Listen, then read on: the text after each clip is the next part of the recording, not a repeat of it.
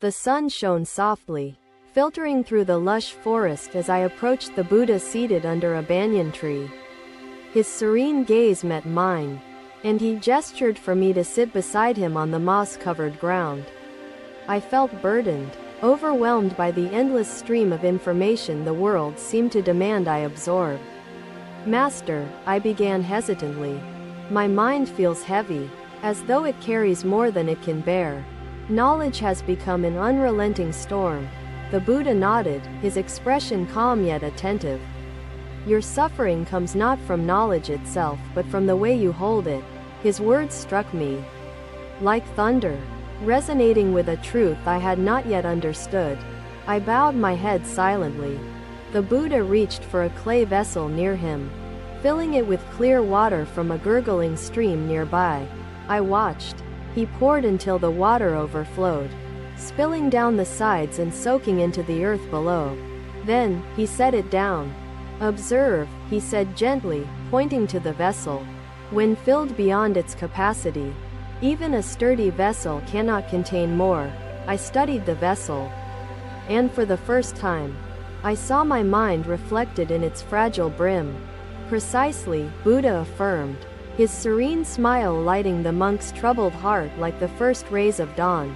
"Insults, like heavy sacks, are burdens offered by others. Through mindfulness, my child, through purpose and discernment, my thoughts raced, longing to understand the depth of his wisdom. What should I cast away when my mind overflows? Master?" The Buddha reached into the pouch tied at his waist and drew forth a handful of rice grains. He held them. "Imagine these grains are pieces of knowledge," he said, sprinkling them into the vessel until it filled again. He paused and continued, "Now imagine the vessel to be emptied each time it fulfills its purpose.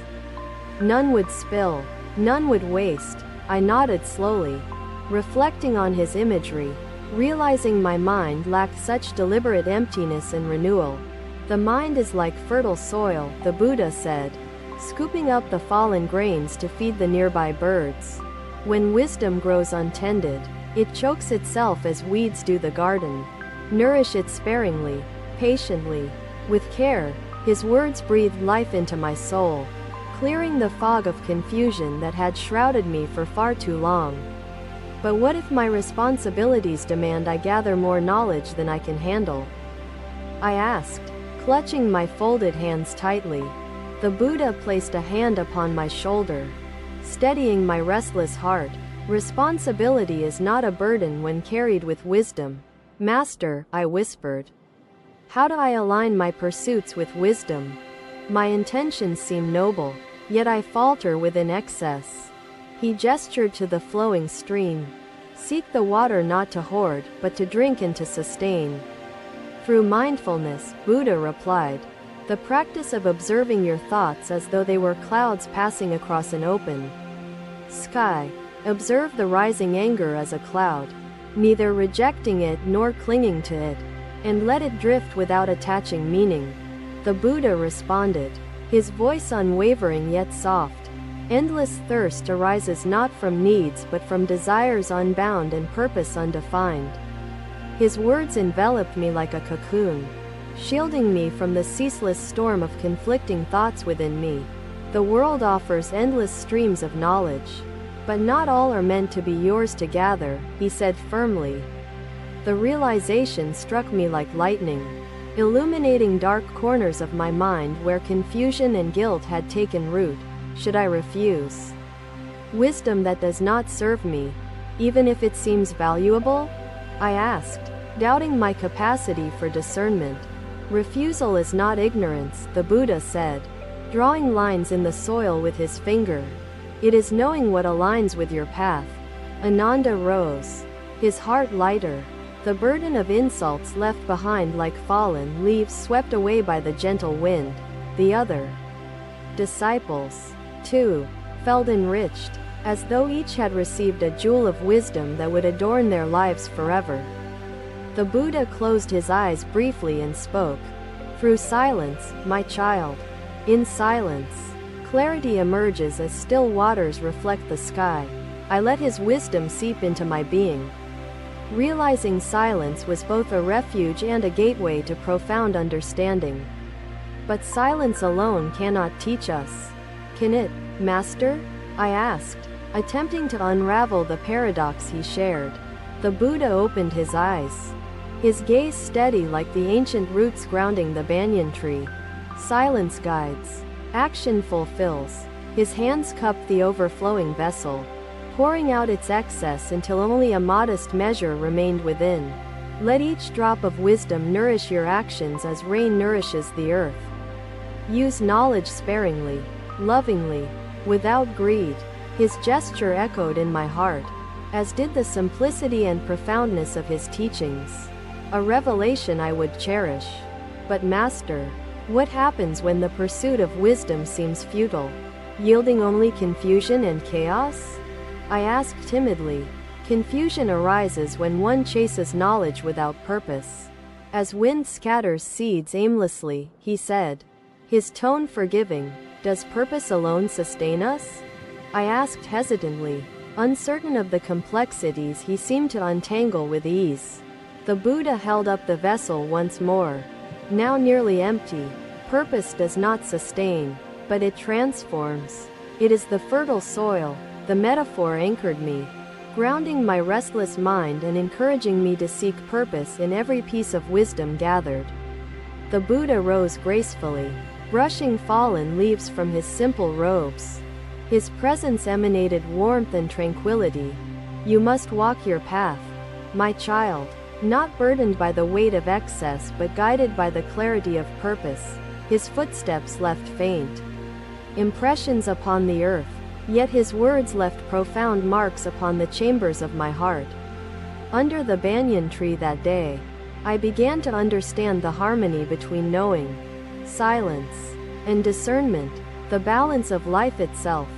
The overflowing vessel was no longer a burden but a symbol of the wisdom I would seek to cultivate and embody. Another day, another morning dawned at the serene Jetavana monastery. Birds sang, and the air smelled of fresh dew. The Buddha sat beneath a banyan tree, radiating calm and wisdom. His presence drew disciples close like moths to flame. You approached him with a question heavy on your mind. Thoughts raced within, loud and restless like a storm. Master, you began, bowing low before him. My mind feels overrun by voices, stories, and teachings. I find no peace. The Buddha looked at you with serene eyes, offering a gentle smile. Come, sit by me, he invited. You sat cross-legged before him, seeking solace and clarity in his composed demeanor. His wisdom calmed your breathing. Imagine a garden, the Buddha said, his voice as gentle as a summer breeze. It blooms with many flowers, diverse and vivid. You closed your eyes, picturing the garden, its blossoms bright and abundant. The image felt soothing yet overwhelming. In this garden, the Buddha continued, each flower represents a thought, vibrant and unique. Together, they create beauty and complexity. You nodded, sensing the metaphor but unsure of its lesson. Your thoughts, however, clung to the chaotic noise within. Now, the Buddha said, imagine a fierce storm sweeping through. Its winds scatter petals, break stems, and uproot the earth. The imagined storm surged in your mind, unsettling the tranquil garden. No, Master, the monk replied, his voice barely above a whisper. The sun shines its last rays without yearning, and so must we, the Buddha spoke, his gaze steady. Shine in the present moment, unburdened by the weight of tomorrow's tasks. The restless mind suffers when overwhelmed by the storms of knowledge, stories, and obligations. You lowered your gaze, realizing the truth in his words. How does one protect the garden from such storms? Master, the answer lies in silence, the Buddha said, his voice steady and warm. Silence is the mind's most steadfast gardener. Silence, you echoed, uncertain. How can silence restore order amidst the noise of thoughts and the demands of daily life? The Buddha gestured toward a small shrine nearby. Close your eyes, he instructed. Let us begin with a simple practice. You obeyed, shutting your eyes as the morning sounds faded into the background. Your breathing slowed, growing deeper and calmer. Observe your thoughts, the Buddha said. Do not chase them. Let them rise and fall. Like clouds drifting across the sky, you noticed thoughts flicker in your mind, arising like sparks. Yet, without attention, they faded away, leaving space and quiet. Do you feel the calm within the silence? The Buddha asked, his voice now softer than the rustling leaves. Yes, Master, you replied, surprised by the lightness in your mind. The storm had begun to dissipate through stillness. This practice, the Buddha explained, nurtures the garden. It allows thoughts to bloom, yet it prevents chaos from taking root. You opened your eyes, gazing at him with newfound understanding. The practice of silence felt like a profound gift of wisdom. Will silence banish the storms completely? You asked, seeking clarity. Doubts lingered about the permanence of such peace. Storms will come, the Buddha said, his tone unwavering, but with practice, you will stand firm, like a tree with deep roots. He paused, letting his words settle before continuing. A storm cannot uproot what is deeply anchored in silence and understanding. You reflected on his teaching, imagining your mind as a thriving, well-tended garden. Silence felt like the steady hands of a gardener. Master, you said, how often should I practice silence to strengthen my mind and my roots against the storms? Daily, if possible, the Buddha replied. Dedicate moments to silence, as you would to tending a cherished garden of flowers. And if the world intrudes? You asked, thinking of duties, voices, and distractions that often encroached upon your inner peace. Protect your silence, the Buddha instructed, his voice firm yet compassionate. It is sacred. Create boundaries as a gardener guards against pests. You nodded, feeling his words resonate within your heart. Silence held power beyond words, offering the gift of harmony and clarity. Do not strive to banish all thoughts, the Buddha added. Instead, let them flow without attachment or judgment. Practice acceptance. Acceptance, you repeated, savoring the word as though it carried a hidden key. It felt like a balm to your restless mind.